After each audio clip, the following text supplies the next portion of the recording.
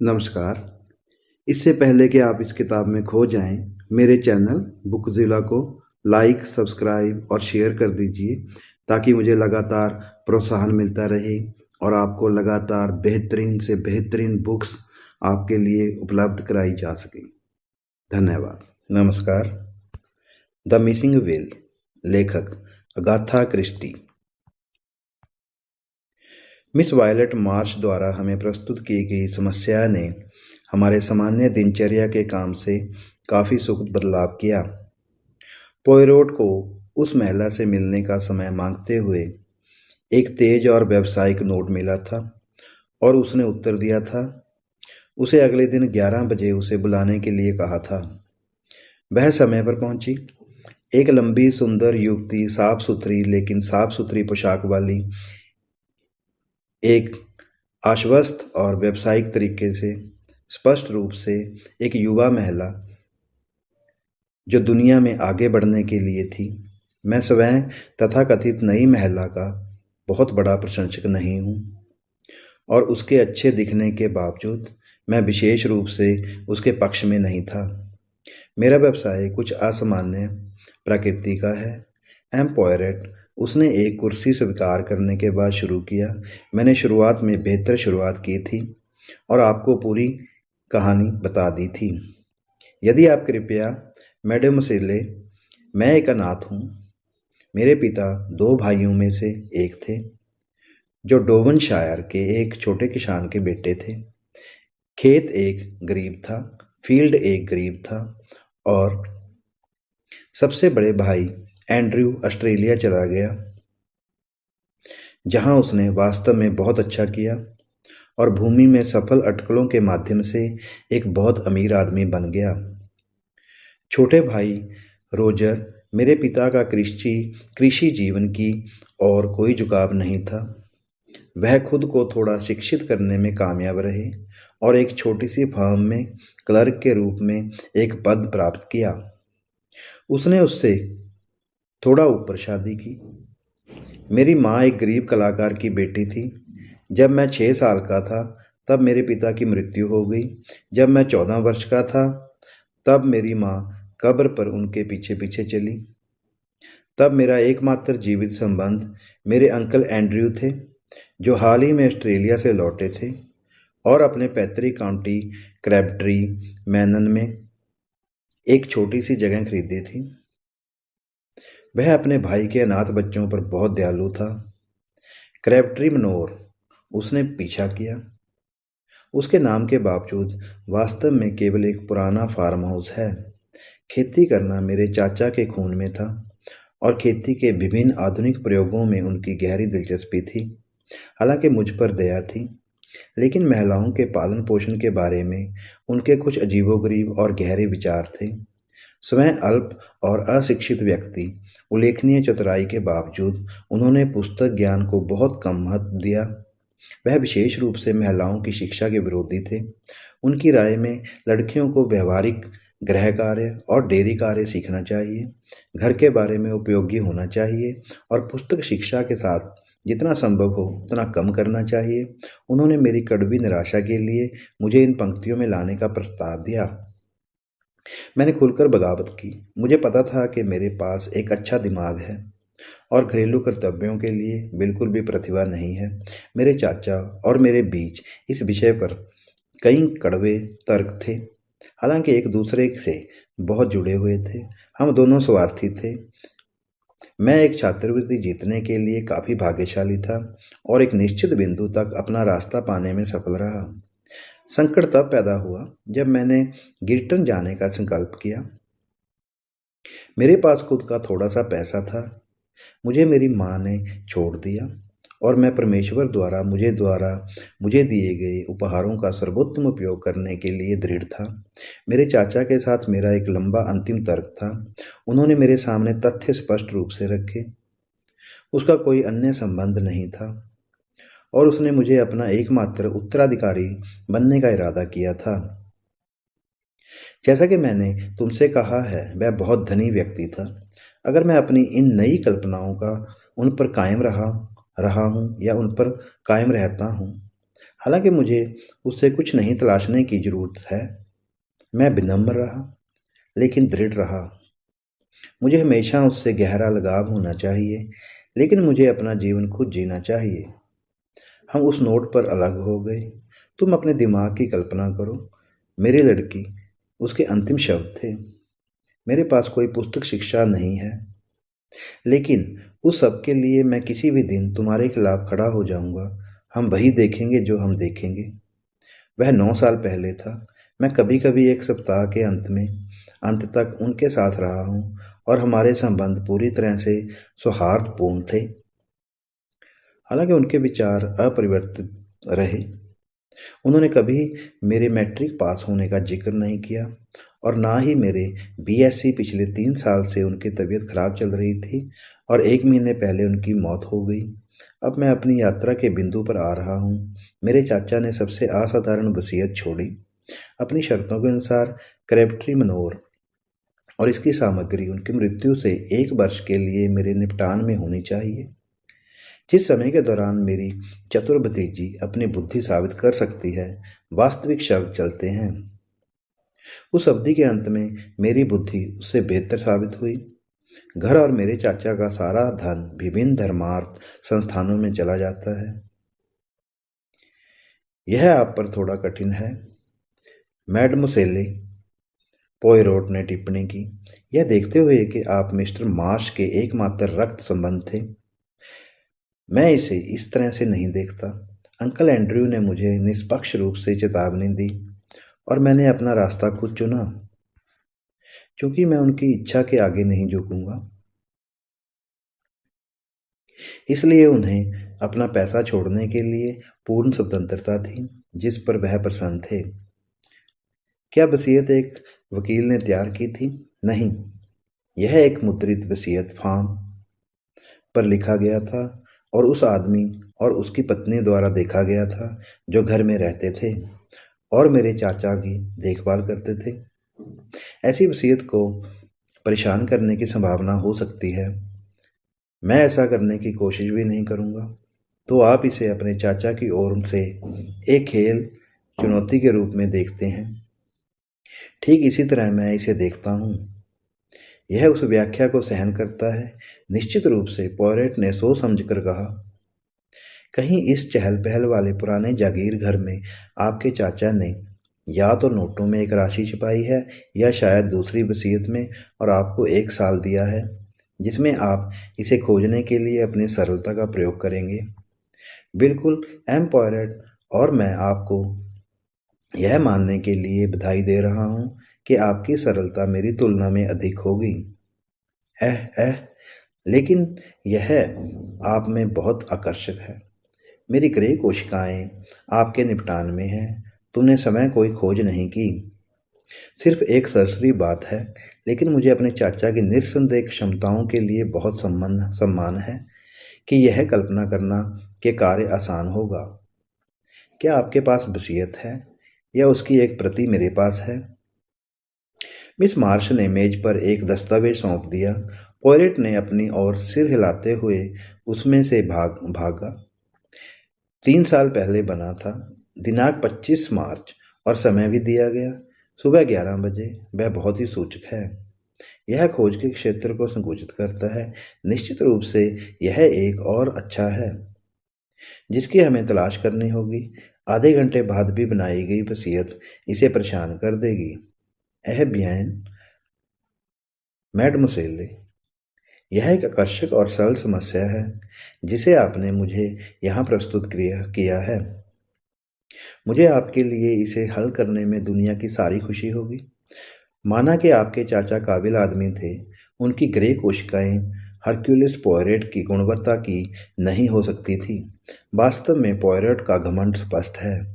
सौभाग्य से मेरे पास पल पल का कुछ भी नहीं है। हेसिंग्टन्स और मैं आज रात क्रैबट्री मैनर जाएंगे। वह आदमी और पत्नी जो तुम्हारे चाचा के पास गए थे अब भी वही हैं, मुझे लगता है। हाँ, उनका नाम बेकर है। अगली सुबह हमने देखा कि हमने ठीक से शिकार करना शुरू कर दिया है। हम देर रात पहले पहुंचे थे। Mister and Mrs baker miss Marsh से एक तार प्राप्त कर हमसे उम्मीद कर रहे थे। वे एक सुखद युगल थे। वह आदमी सिकुड़ा हुआ और गुलाबी गाल की तरह सिकुड़ा हुआ पिपिन था, और उसकी पत्नी विशाल अनुपात की महिला और सच्ची डोविनशायर शांत थी। स्टेशन से 8 मील की ड्राइव सहित अपनी यात्रा से थक चुके हम भुना हुआ चिकन, सेब पाई और डेवनशायर क्रीम खाने के बाद एक बार बिस्तर पर सेवानिवृत्त हो गए थे। हमने अब एक उत्कृष्ट नाश्ते का निपटान किया था और एक छोटे से पैनल वाले कमरे में बैठे थे, जो स्वर्गीय श्री मार्श का अध्ययन और बैठक कक्ष था। कागजों से भरी एक रोल टॉप डेस्क सभी बड़े करीने से लगी हुई थी, दीवार के सामने खड़ी थी, और चमड़े की एक बड़ी कुर्सी ने स्पष्ट रूप से दिखाया कि यह उसके मालिक का निरंतर विश्राम स्थान था। एक बड़ी चिंटर से ढकी हुई सीटी विपरीत दीवार के साथ चलती थी और गहरी निचली खिड़की सीटें पुराने जमाने के पैटर्न के उसी फीके चिंटर्स से ढकी हुई थी। यह बियन मोन अमी, पोयरेट ने अपनी एक छोटी सिगरेट जलाते हुए कहा, हमें अपने अभियान की एक योजना को तैयार करना चाहिए। मैंने पहले ही घर का एक मोटा सर्वेक्षण कर लिया है, लेकिन मेरा मानना है कि इस कमरे में कोई भी बकाया मिलेगा। हमें डेस्क में मौजूद दस्तावेजों को बहुत सावधानी से देखना होगा। स्वाभाविक रूप से मुझे उनके बीच वसीयत खोजने की उम्मीद नहीं है, लेकिन यह संभावना है कि कोई स्पष्ट रूप से निर्दोष कागज उसके पिछले या उसके छिपने की जगह का सुराग छिपा सकता है। लेकिन पहले हमारे पास थोड़ी जानकारी होनी चाहिए। घंटी बजाओ, मैं तुमसे प्रार्थना करता हूँ। मैंने यही किया। जब हम उसके उत्तर की प्रतीक्षा कर रहे थे, पॉयरेट उसकी ओर देखते हुए ऊपर नीचे चला गया। विधि का एक आदमी, यह श्री मार्श, देखें कि कागजों के पैकेट कितने साफ सुथरे तरीके से डॉक किए गए हैं, और प्रत्येक दराज की चाबी का अपना हाथी दांत का लेबल होता है। इसलिए दीवार पर चीन कैबिनेट की चाबी होती है। और देखें कि चीन के भीतर कितनी सटीकता के साथ व्यवस्था की गई है। यह हृदय को प्रसन्न करता है। यहाँ कुछ भी आंख को ठेस नहीं पहुंचाता। वह अचानक रुक गया, क्योंकि उसकी नज़र उसी डेस्क की चाबी से लग गई जिस पर एक गंदा लिफाफा चिपका हुआ था। पोरोट ने उस पर मुंह फेर लिया और उसे ताले से हटा लिया। इस पर रोल टॉप डेस्क की कुंजी शब्द एक केकड़े की लिखावट में अन्य चाबियों पर साफ सुथरे सुपरस्क्रिप्ट के विपरीत लिखे हुए थे, एक एलियन नोट। पोयरोट ने डूबते हुए कहा, मैं कसम खाता हूं कि यहाँ अब हमारे पास मिस्टर मार्श का व्यक्तित्व नहीं है, लेकिन घर में और कौन रहा है? केवल मिस मार्श, और यदि मैं भूल ना जाऊं तो वह भी पद्धति और व्यवस्था की एक युवा महिला है। घंटी के जवाब में बेकर आया। क्या आप मैडम को अपनी पत्नी लाकर कुछ सवालों के जवाब देंगे? बेकर चला गया और कुछ ही क्षणों में श्रीमती बेकर के साथ वापस आ गया।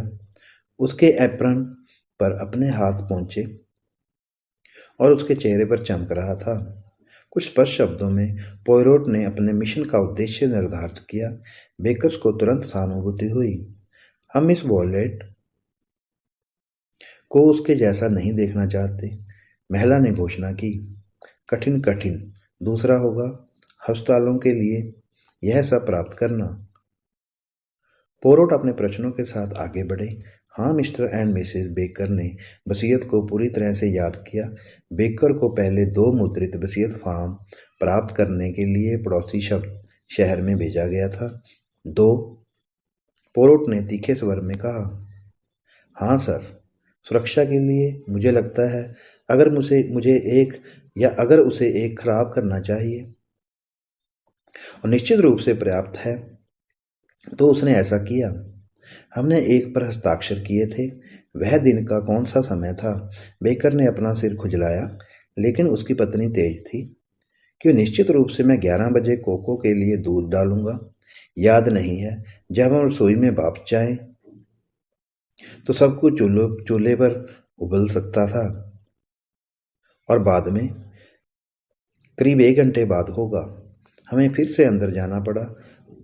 बूढ़े मास्टर कहते हैं, मैंने गलती की है। पूरी चीज को फाड़ना पड़ा। मैं आपको फिर से हस्ताक्षर करने के लिए परेशान करूंगा। और हमने किया।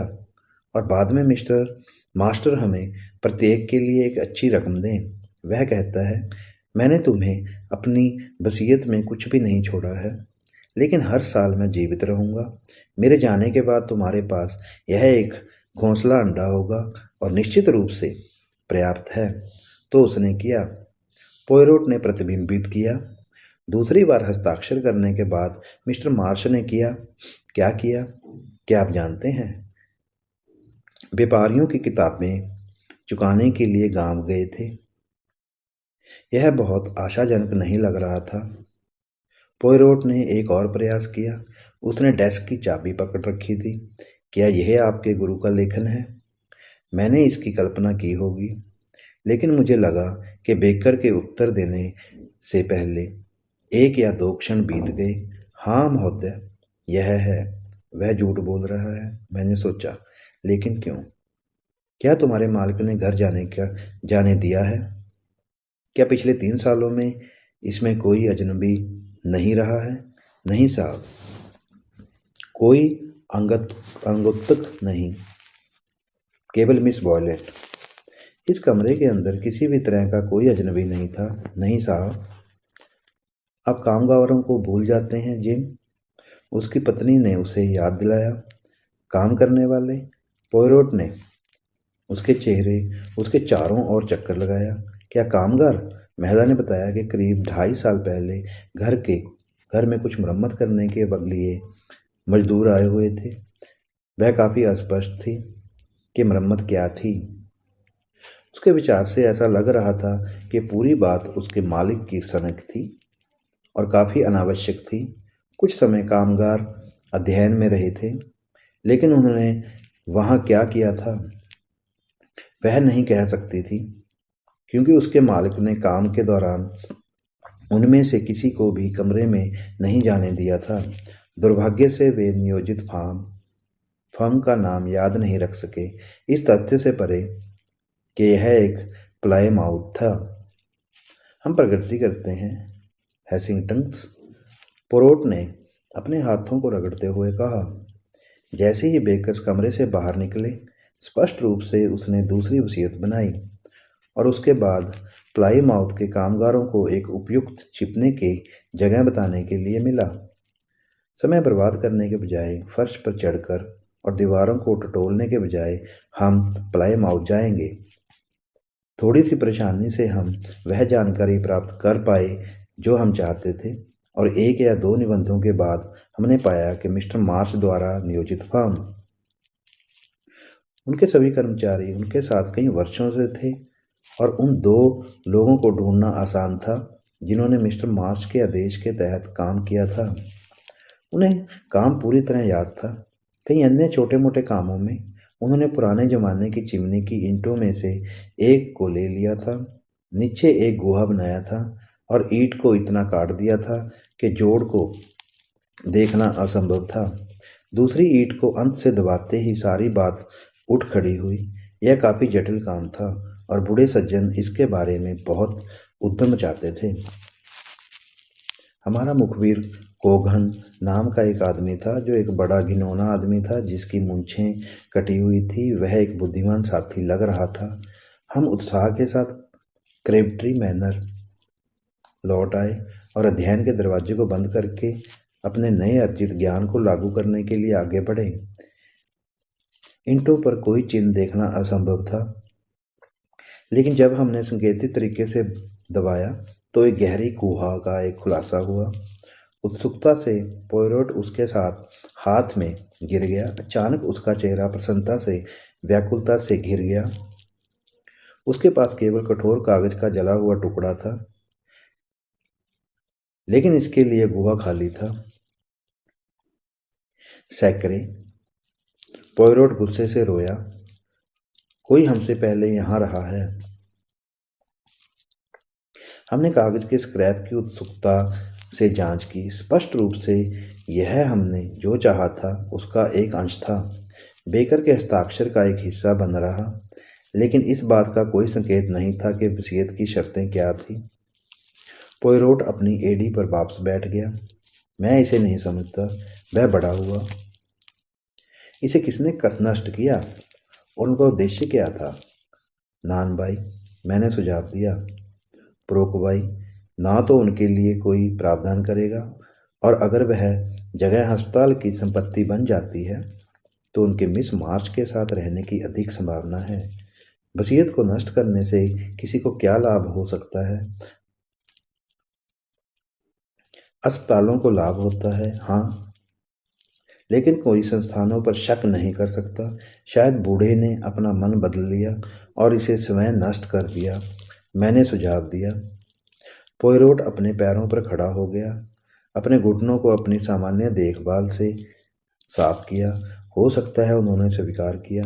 आपकी अधिक समझदार टिप्पणियों में से एक हैसिंगटन्स। खैर, हम यहाँ और नहीं रह सकते। हमने वह सब किया है जो नश्वर मनुष्य कर सकता है।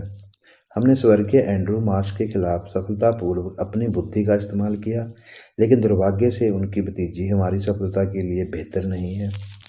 एक बार में स्टेशन पर गाड़ी चलाकर हम लंदन के लिए एक ट्रेन पकड़ने में सक्षम थे, हालांकि मुख्य एक्सप्रेस नहीं। पोरोट उदास और असंतुष्ट था अपने हिस्से के लिए।